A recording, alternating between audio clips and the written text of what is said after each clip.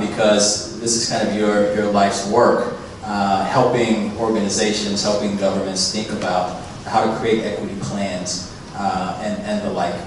How should we be thinking about a definition of equity and inclusion? Sure. So I think we've been in this space of what equity means versus inclusion and inclusive growth, because inclusive growth and inclusion has been around in the corporate world, it's been in the development world, so that language has been in use for a while, and there are metrics to it. I think equity is a little bit trickier, or maybe it's harder for people to want to buy into. So I'll talk about the definition first. The way that I define equity is, privileging or rebalancing privilege to people who have been historically oppressed, so that they are the ones who create the strategies to reduce or eliminate the systems that have oppressed them.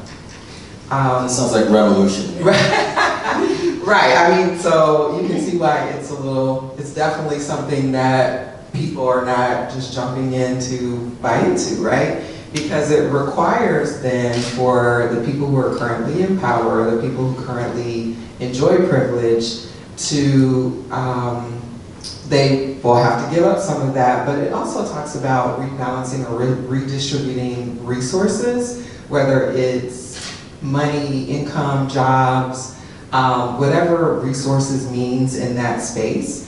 So I think that's something that's important to think about. And then mirroring that with inclusion and inclusive growth, inclusion means that somebody in power has to open the door for you to be included, right? So using that term and that terminology, it's privilege is inherent in that. So I think that's why a lot of the time I struggle with when people use inclusion, because it doesn't necessarily mean that privilege is being shifted or power is being redistributed, right? It's the way people use it. I feel that a lot of people imply that because they personally believe that it should happen, but it's not a part of, it doesn't have to be a part of the way it's implemented. So I think that's you can almost stay inferior, but be included. Exactly. You can be included.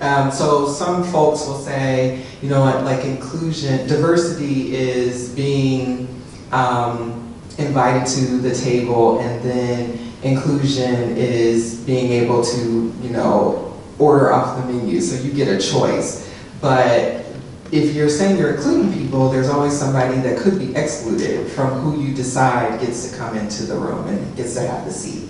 So I think that's something that we should just keep in mind, and just to, as we move into the talk, because that's always a challenge. It's always going to be a challenge for how we measure what our success looks like in either of these. So equity right now is, in the way we're thinking about, is that we should no longer see these predictable patterns of disadvantage by race, by gender. We should not see that, and that's what we tend to see now. And I think that's how I would like to just start the opening and the definition. Thank you. Almost a power shift and a power dynamic. Right. Anyone else want to jump in here? I think that was fantastic. I would just say one extremely useful place for inclusion is structural. If there was exclusionary structure in housing markets, there's a place to create intentionally inclusionary structures in housing markets, mortgage markets, rental markets, public housing. So I think if we're talking about not about people and motives, but systems, and those systems were explicitly exclusionary, even perpetrated by government, then it's time to require systems to be intentionally inclusionary. Let's thank you for that. Let's shift a little bit and come back to your questions, your concerns about population loss. That's certainly one of the biggest challenges that we have as a region. We're losing population, and it's not just overall. It's not universal. It's particularly African Americans coming from some of those communities that you've identified. Why is that happening? And is that part of a systemic design? I don't want to get into conspiracy theories here, but some are calling this a reverse Great Migration. Black people being pushed out of the city. I think it was James Baldwin who said a ghetto can only be improved in one way, and that's out of existence. If you think about the dynamics of school closings, and of course Eve Ewing has written a profound book investigating that. You look at the CHA Plan for Transformation. You talked about some of the planning decisions that go back to the 50s, 60s, and 70s with Richard J. Daley.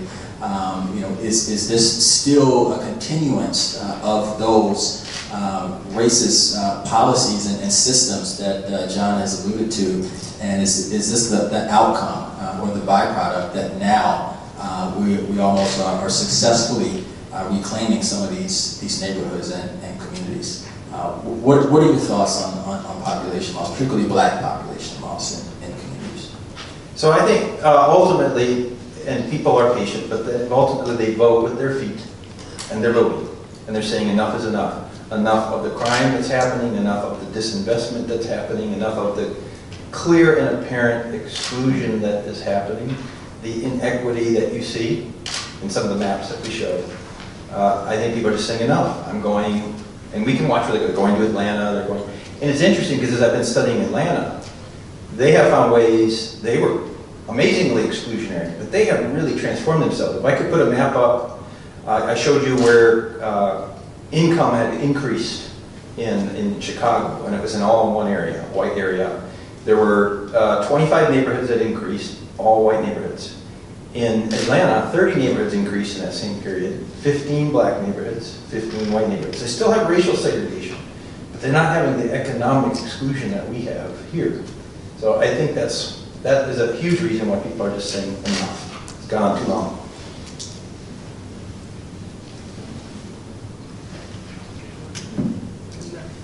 You guys can fight over.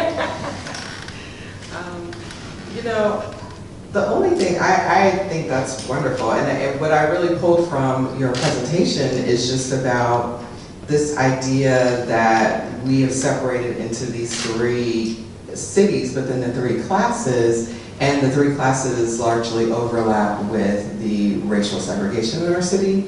And then I think you talked about racism, but I think we just need to take a step back and think about historically, people came here because they were trying to escape from some trauma, right? So through the Great Migration, people were escaping the systematic, brutalization of black people in the Jim Crow South. So when you come here and you experience the structures that are inherently racist, but it's not overt, it's not what they had experienced, I think what's been interesting, not being from Chicago, but just witnessing this reverse migration, is that people have been reticent to claim it as racism. And I think that's one of the things that the maps show it, the data shows it, but we don't talk about it in that way. And I think it's re-traumatizing, but it's almost putting it on the people who are trying to make it and to stay, instead of claiming it and then putting it into the solutions. Like, how do we address racism instead of how do we address education, or how do we address flight? It really is addressing the racism in our systems. So back to the is it a plan? I think, when you have hundreds and hundreds of people orchestrating a plan, I think certainly some of those people have that plan, right? People who are responsible for reinvesting in South and West Side neighborhoods certainly want to see those, some of them want to see those neighborhoods change in terms of demographic. But I think there's a whole area of urban studies in which, when a new policy comes out, we assess, like, to what degree is this a plan? Like, to what degree is a lack of equity a plan? And I think the one thing that needs to be added to this is that during the Great Migration, white power holders didn't get to choose where people migrated to. They didn't have control. It wasn't like, this is the 16 block area, move here. They were working to contain the black population as it was growing, and they would not have had these neighborhoods on the lakefront if they had a choice. And so there is a sense for the last 60 years that this is prime land. And in real estate terminology, you know, if you're looking at real estate investment, you want land to operate in its highest and best use. Well, not having the highest income people and the highest grossing businesses on the highest prime land was not economically ideal for the power structure in Chicago. So very quickly, it was inconvenient that much of the city's prime land was marginal, was seen as marginal. Under the Obama administration, there were this idea in HUD of opportunity zones. And the 2014 policy affirmatively furthering fair housing had a goal of, or has a goal of moving people near opportunity zones. And so the idea was, well, if you don't live near an opportunity zone, you can move to one. And if where you live is not an opportunity zone, we're gonna make it one. Well, what is opportunity? It's investment. It's, you know, depending on who defines it. It's investment, it's housing, it's education. So that gives a carte blanche to turn these neighborhoods over and reinvent them, right? Well, this is not an opportunity zone. This is unjust. This is segregation. We need to open the floodgates and allow investment in these neighborhoods. So this is a way in which, without looking at the long-term horizons, we can fall for the okie doke, we can get duped. And I just want to say one last thing. Yesterday, there's a new policy called opportunity zones, and not to jump ahead, but I just read before this an article on Forbes looking for the loopholes in opportunity zones. And this investment journalist said, I think there's a loophole where you can hold on to property without actually improving it. So people are already looking for, how can I speculate on this disinvested land without bringing anything to the community? And for those of us who study cities, we've seen that before, in the 1940s, in the 1950s, in the 1960s, in the 1970s. And that's a great point. And Michael, does this go back to the whole market cities dynamic, that anytime you have a capitalistic structure, opportunity zones that ultimately reward the development community and reward investors, they're going to look for maximum return, and they're not essentially concerned about those specific communities. Opportunity zones are interesting, and I'm fascinated by them, but you're essentially having the entire country compete against each other as well, because they aren't just investing in Chicago, but they're also comparing, hey, should I invest in areas in Los Angeles? And they're going to go for whatever has the highest return. So let's also come back to that as well, unless you had another comment. Back to sort of the population loss, and we'll talk about reinvestment as well in a minute. But we're finding that the people that are leaving, they aren't just African American, but they're also jobless. 60% in the previous census of the African Americans who did leave were unemployed. If you look at some of the areas that you point out in your map on the south and the west side, even in the south suburbs of Cook County, suburban poverty is another whole dynamic.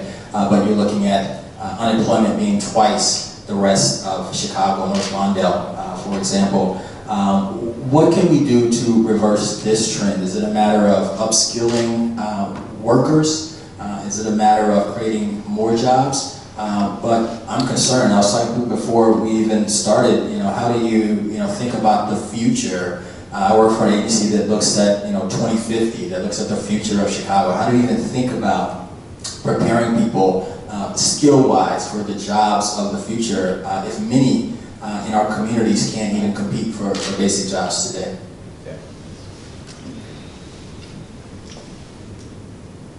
Okay, so let me just do a contrast here, and you'll see why in a minute. So I use these terms, market cities and people cities. So market cities, by design, say, why do we have a city? We have a city to produce wealth for investment. It is like you say, these are ultimate places for capitalism to thrive, to make money, and market cities are trying to produce jobs and to have really thriving economies. So that is the #1 goal. Now, they care about other things, right? But only insofar as it will help that goal. So for example, if we were to say, hey, you know, if we were more inclusive, we'd have a stronger economy. People would probably act on that. But the thing is, we don't even for a second believe that. Or we would act on it. A true market logic would say, then we must. But since we don't, then people